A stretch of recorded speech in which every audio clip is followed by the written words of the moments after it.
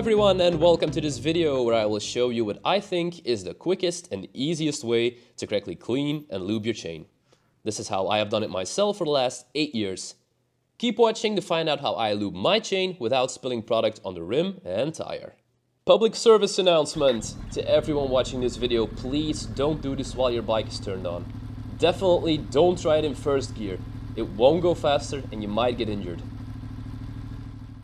Now, what items will you need? Gloves, a chain brush, a steel wire brush, any brand of chain cleaner, any brand of brake cleaner. And in this picture, I've also added the Muc Off all-weather chain lube. More on that later. And of course, our mystery product. If you liked the video so far, please subscribe and check out my channel. I really appreciate it. As you can see, my bike is very dirty. Always start out with a dirty bike. You don't want to clean your bike first and then start on the chain because you will make a mess. You do not want to be that guy. So how do we start to clean? Use a chain cleaner of choice. It can be any brand. And just really spray the whole chain, the inside and the outside of the links and the sprocket. Really soak it in. When you're done with that, I like to let it soak for 5-6 minutes, something like that. That is the first step. Also, don't forget to spray the inside of your sprocket cover. What I also like to do is after every 4th clean of my chain, I remove the front sprocket cover because you'll see there will be a lot of gunk buildup in there after a while, and you really want to get that as well for optimal performance and durability of your chain. So don't forget this. Then take your chain brush and soak that in product as well.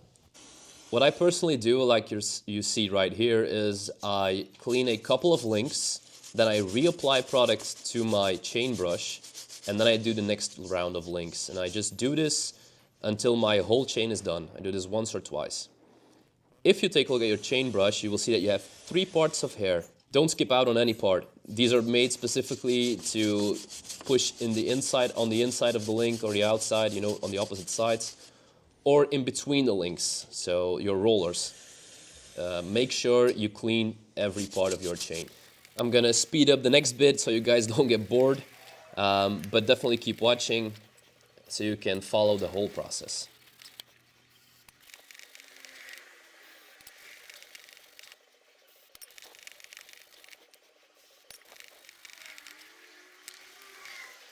What I like to do next is take some kind of brake cleaner or degreaser and soak the whole chain again, the chain and the sprocket. Just take your time, spin it a couple of times, soak it in. Same principle here. When you're done with that, let it sit for a while. Let it sit for a couple of minutes so the product can do its work.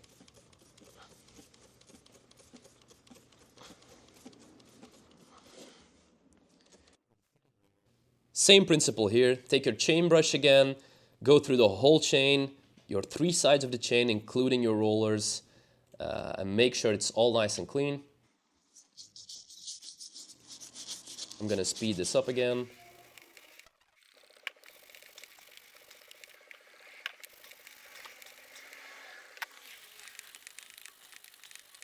Okay, when you're done, just check your links, slowly roll the chain around to see if you missed any spot. So you're sure that it's clean and you're ready for the next step. Okay, since I ride this bike daily, the sprocket is pretty rusty, so I'm gonna have to use a steel wire brush now. If you're in the same situation and you have to use this, don't put too much pressure on it, and also be careful for your swing arm and your chain guard. You don't want to cause any damage. It is the friction of the brush that will actually clean your sprocket, so there is no need to really push it. Just let the brush do its work. Same principle here, soak it in product, reapply, and brush on. Now, if you're done like I am, and you see that your sprocket isn't really 100%, you can always use a Dremel tool with a steel wire brush attachment. Just be careful, take your time. But that should get rid of the extra bits of rust and dirt and gunk that is on there.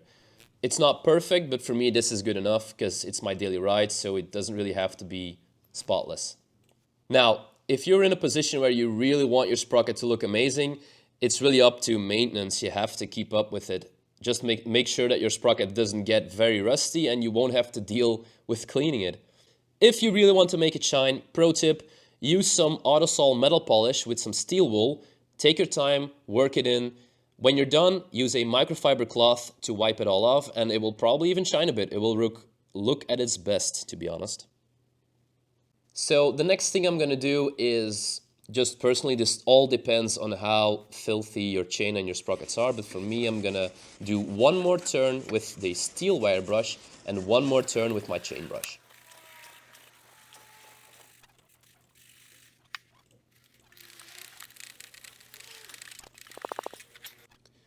Once you're done with all that and you're pretty happy with how it looks like, it's time to rinse it off. Now, please do not use a pressure washer to honestly clean anything on your bike. You don't want to cause any damage, and some parts on a motorcycle are pretty fragile. So what I like to use is just a simple pressure washer, but without the pressure on. You can use a bucket of water, you can use anything pretty much, a garden hose. It doesn't really matter what you pick, just please don't do this with a pressure washer. Your bike will thank you.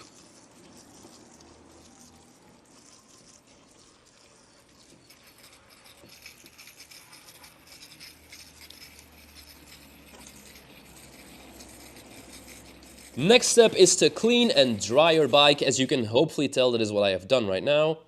And then we are ready to put some chain lube on our chain. So this is the mystery product I was talking about. It's not really a mystery product, it's a simple S100 chain lube.